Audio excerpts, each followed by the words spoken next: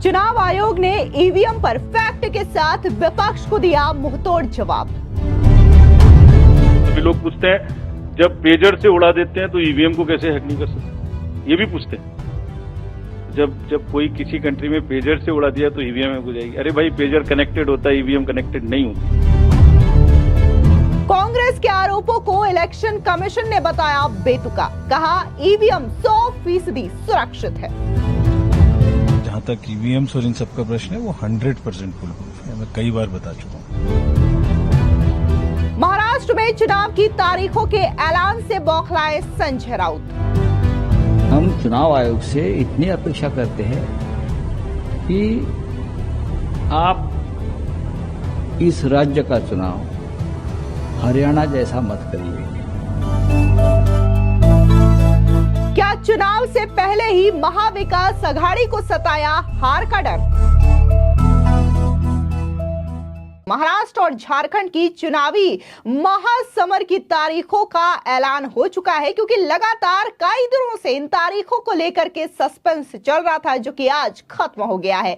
चुनाव आयोग ने आज दोनों ही राज्यों के चुनावी कार्यक्रम का ऐलान कर दिया है। आपको बता दें, वहीं बार बार ईवीएम को लेकर के कांग्रेस हो या फिर पूरा का पूरा विपक्ष हो, वो सवाल उठा रहा था। पहले ईवीएम के ढांचे को लेकर के सवाल उठाया जा रहा था, लेकिन अब हरियाणा चुनाव के बाद ईवीएम की बैटरी को लेकर के बार बार कांग्रेस पार्टी और विपक्ष सवाल उठा रहा था, जिसके बाद आज मुख्य चुनाव आयुक्त राजीव कुमार ने विपक्ष को मुंहतोड़ जवाब दिया और इसी के साथ ही पूरी फैक्ट को साझा करते हुए यह जवाब दिया कि कैसे ईवीएम को कोई हैक नहीं कर सकता या फिर ईवीएम के साथ किसी भी तरीके की गड़बड़ी नहीं की जा सकती। ईवीएम जो है वो 100% सुरक्षित है। दरअसल आपको बता दें कि आज प्रेस कॉन्फ्रेंस करते हुए मुख्य चुनाव आयुक्त राजीव कुमार ने बताया कि लोग पूछते हैं कि किसी देश में पेजर से ब्लास्ट कर देते हैं तो ईवीएम क्यों हैक नहीं हो सकती। पेजर जो है वो कनेक्टेड होता है भाई, ईवीएम नहीं। 6 महीने पहले ईवीएम की चेकिंग शुरू होती है, पोलिंग पर ले जाना, वोटिंग के बाद वापस लाना। हर एक स्टेज पर पॉलिटिकल पार्टी के एजेंट या फिर उनके कैंडिडेट मौजूद होते हैं। जिस दिन कमीशनिंग होती है उस दिन बैटरी डाली जाती है। वोटिंग से 5-6 दिन पहले कमीशनिंग होती है। इस दिन सिंबल डाले जाते हैं और बैटरी डाली जाती है। बैटरी पर भी एजेंट के दस्तखत डाले जाते हैं। स्ट्रांग रूम में जाती है और यहां भी 3 लेवल की चेकिंग होती है। जिस दिन पोलिंग के लिए निकलेगी तब भी यहां पर यही प्रोसेस होगा। वीडियोग्राफी होगी, नंबर भी शेयर होंगे। यह मशीन यहां बूथ पर जाएगी, फिर चेकिंग होगी, वोट डालकर देखे जाएंगे। पूरे दिन वोटिंग हुई, फिर मशीन लॉक, फिर दस्तखत और फिर हिसाब किताब होता है। 20 शिकायतें आई है, हम हर सवाल का फैक्चुअल जवाब देंगे, जल्द देंगे। अगला भी कुछ आएगा तो रुकने वाला नहीं है। दरअसल यहां पर एक एक चीज को लेकर के चुनाव आयुक्त ने डिटेल में सारी जानकारी दी कि जो विपक्ष आरोप लगा रहा है वो किस हद तक बेतुका है। आप भी सुनिए कि इस पूरे सिस्टम को लेकर के, यानी कि जो नैरेटिव विपक्ष सेट कर रहा है ईवीएम को लेकर के, उस पर कैसे मुंहतोड़ जवाब चुनाव आयुक्त की ओर से दिया गया है। 6 महीने, लगभग 5-6 महीने फर्स्ट एफएलसी शुरू होती है ईवीएम की। मैं 2 बात बता रहा हूं, बस मोटी सी 2 बात, बाकी सब आपको मालूम है। वो टेम्पर नहीं हो सकती, उसमें कोई कनेक्शन नहीं हो सकता। अभी लोग पूछते हैं जब पेजर से उड़ा देते हैं तो ईवीएम को कैसे हैक नहीं कर सकते, ये भी पूछते हैं। जब कोई किसी कंट्री में पेजर से उड़ा दिया तो ईवीएम हैक हो जाएगी। अरे भाई, पेजर कनेक्टेड होता है, ईवीएम कनेक्टेड नहीं होती। एनीवे, 2 बात मोटी मैं आपको बताता हूं, बहुत मोटी। 5-6 महीने पहले एफएलसी होती है, first level checking of the EVMs, और मेरे पास में एक पूरा रिकॉर्ड है। ये हम जो भी ईवीएम की शिकायतें बाय द वे आई हैं, वो हमारे पास 20 शिकायतें आई हैं। हर 20 शिकायत का हम इंडिविजुअल जवाब देंगे, फैक्ट बाय फैक्ट। सो इसमें कोई डाउट नहीं है। We will convey to each candidate to assure, this is our duty. Actually हमारी ड्यूटी है कि अगर कैंडिडेट ये पूछ रहे हैं कि आप बताइए, तो हम उन्हें बताएंगे, निश्चित रूप से बताएंगे, लिख के बताएंगे, पूरा डिटेल्ड बताएंगे और जल्दी ही बताएंगे। तो I am not going into individual cases, और उन सबको पब्लिश भी कर देंगे ताकि आप सबको भी पता लग जाए। But first level checking, randomization, second randomization, storage में रखना, स्टोरेज से बाहर निकालना, कमीशनिंग करना, कमीशनिंग के बाद वापिस स्टोरेज में रखना, फिर उसको पोलिंग डिस्पर्सल के दिन ले जाना, फिर उसको बूथ पे पहुंचाना, बूथ पे पूरा दिन वोटिंग कराना, फिर सील करना, फिर वापस स्टोरेज में रखना, फिर काउंटिंग के दिन निकालना, फिर पूरे दिन दिखाना। इसमें हर समय पर पॉलिटिकल पार्टी या उस कैंडिडेट या उसका एजेंट मौजूद रहते हैं। जब मशीन में कमीशनिंग होती है उस दिन उसमें बैटरी डाली जाती है। पहले आया था, पहले और बहुत सारी चीजें आई थी कि वो हैक हो सकती है, उसका वोट इधर डाला तो इधर जा सकता है, कुछ हो सकता है। ये पहली बार आया। अब हम ये भी सोच रहे हैं कि इससे अगला क्या आएगा, हम नहीं समझ पा रहे इससे अगला क्या आएगा, बट लगता है अगला भी कुछ आएगा, रुकेगा नहीं। मतलब कितनी बार। एनीवे, कमीशनिंग बहुत जरूरी है समझना। वोटिंग से करीब 5 या 6 दिन पहले कमीशनिंग होती है। 5-6 दिन पहले उस दिन मशीन में सिंबल पड़ते हैं। तो अब मशीन में अभी तक नई बैटरी उस दिन एक डाली जाती है और सील करके उस बैटरी पे भी कैंडिडेट के एजेंट्स के दस्तखत होते हैं। छोड़िए, मशीन पे तो होंगे ही होंगे, हमें भी नहीं पता, हमने भी पता नहीं कब बनाया था ये नियम, हमारे काम आ रहा है अभी कि वो बैटरी पर भी एजेंट के दस्तखत हो। और अब कमीशनिंग के बाद, क्योंकि 5 ही दिन बचे हैं और इसमें सिंबल लोड हो चुके हैं, ये उनके सामने में स्ट्रांग रूम में जाएगी, डबल लॉक लगेगा, 3 लेयर की सिक्योरिटी रहेगी, 3 लेयर की, जिसमें सीएपीएफ भी शामिल होगी, मस्ट है। ऑब्जर्वर होंगे। उसके बाद जब वो पोलिंग के डिस्ट्रीब्यूशन के दिन निकलेंगी, उस दिन फिर यही प्रोसेस होगा। सारा प्रोसेस वीडियोग्राफ होगा। यानी वीडियोग्राफ होने के बाद फिर वो फील्ड में पहुंचेंगे, सेक्टर मजिस्ट्रेट साथ में रहेंगे, फिर कैंडिडेट के एजेंट साथ में रहेंगे, फिर वहां पहुंचेगी, फिर कहेंगे भाई देख लो इसको, सब ठीक है, जो आपको नंबर दिया, हाँ, और उसके नंबर भी सबसे शेयर किए जाएंगे। इस नंबर की मशीन इस बूथ पे जाएगी। फिर जब वो बूथ पे पहुंच गई तो कहें भाई मिला लो आप, उसी नंबर की है कि नहीं है, वोट भी डाल के देख लो 50 ठीक है कि नहीं है। किसी ने 50 डाले, किसी ने 20 डाले, किसी ने कहा नहीं हमें ठीक है, हम नहीं डालेंगे। किसी स्टेज में किसी बूथ पर 20 कैंडिडेट हैं, किसी पर 5 कैंडिडेट हैं, किसी पर 5 ने कम वोट डाले, किसी ने ज्यादा डाले, बैटरी उसी हिसाब से यूज। फिर पूरे दिन वोटिंग हुई, तब एक एक वोट का हिसाब रखा, फिर बंद हुआ। बंद होने के समय में एंड ऑफ क्लोज ऑफ पोल में फिर से दस्तखत कराए, फिर से हिसाब लगाया कितने वोट पड़े, फिर से फॉर्म 17C दिया। उसको कितना दिखाएंगे, कौन दिखाता है इतना, बताइए। कोई एक प्रोसेस कंपैरेटिव बताइए पूरी कंट्री में जहां पब्लिक डिस्क्लोजर पार्टिसिपेशन इतना अधिक हो, कोई ये बताइए प्रोसेस। उसके बाद में बंद करने के बाद में उसको स्ट्रांग रूम में बंद किया, फिर काउंटिंग के समय निकाला तो एक बैरिकेटिंग लगाई, उस बैरिकेटिंग के बीच में से जाएंगे, इधर उधर से नहीं जाएंगे ताकि कोई मिक्सअप ना हो। अच्छा, मिक्सअप कैसे होगा, वो नंबर हमने आपको दिया हुआ है। जब काउंटिंग में पहुंचे तो फिर कहें भाई चेक कर लो, फिर 17C से चेक कर लो, round wise round this is happening. And there is a provision for objecting to any of the issue relating to this at any stage, which has not happened. So हम individual जिसने, वो बिल्कुल safe है, बिल्कुल robust है। अच्छा, और मैं बताता हूं आपको, आप पिछले 15-20 इलेक्शंस देख लीजिए, it is giving results after results differently. जहां मतलब ऐसा नहीं हो सकता कि जब पसंद का रिजल्ट ना आए तभी गलत है, ऐसा नहीं हो सकता। एनीवे, हम सबका इंडिविजुअल जवाब देंगे और आपको भी बताएंगे, उसको वेबसाइट पे डलवाएंगे, वो जवाब दे देंगे आपको। एक FAQ भी बनाएंगे उसका, बताता हूं मैं आपको। बट इसमें थोड़ा सा, चलिए आप अपना प्रश्न पूछ लीजिए, अभी ये बता देता हूं जी, बता दे। ये भी इसके साथ बता दे। We'll take some questions from the नहीं, ये प्रभु जी का इसके साथ ही बता देता।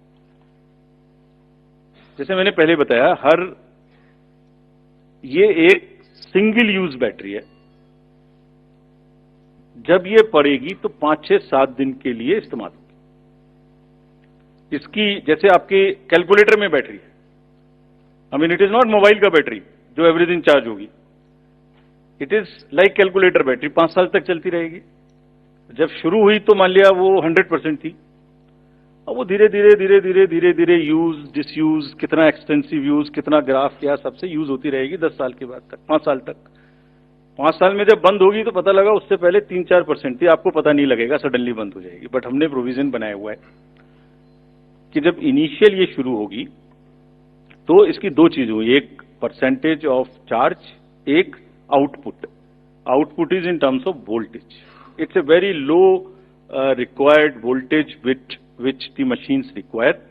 So anything between 7.4 to 8 volt is considered कि ये बिल्कुल परफेक्ट स्थिति में है और इसको आप डाल सकते हैं. तो it is initially marked as that yes, it is okay, go ahead, 99% it is charged.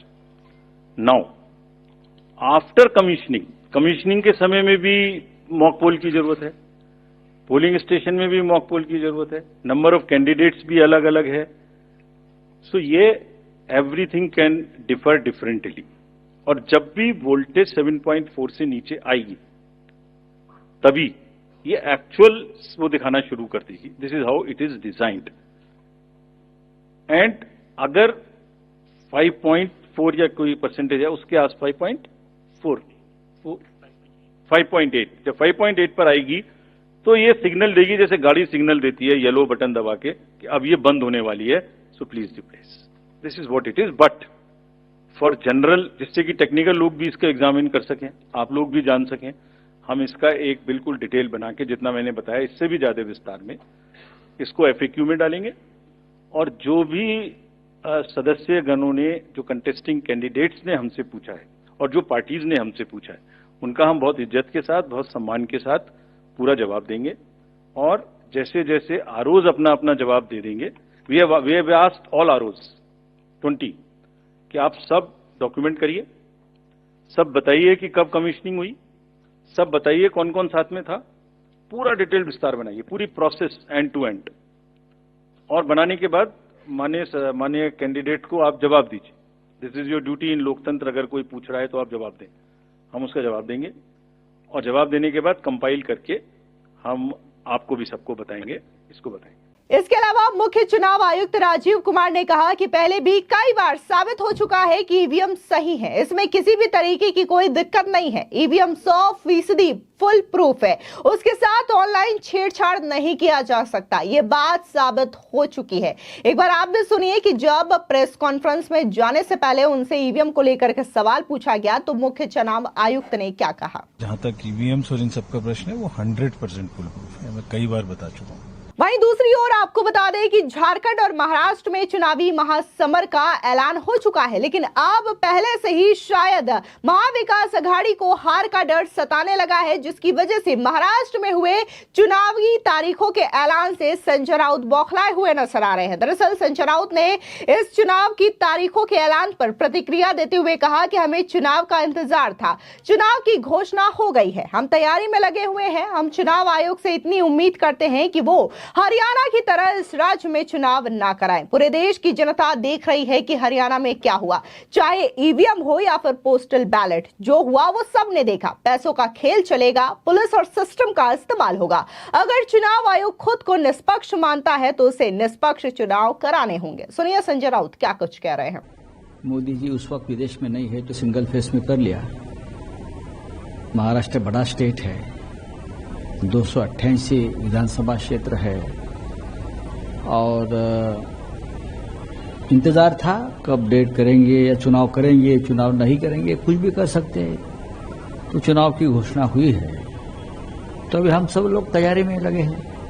हम चुनाव आयोग से इतनी अपेक्षा करते हैं कि आप इस राज्य का चुनाव हरियाणा जैसा मत करिए.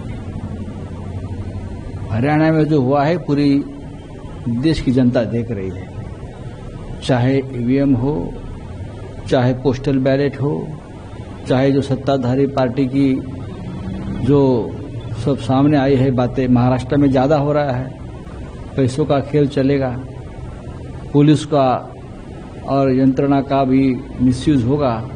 तो ये सब चुनाव आयोग अपने आप को अगर निष्पक्ष मानती है, अपने आप को मानती है, हम नहीं मानते, तो आपको ये करना पड़ेगा.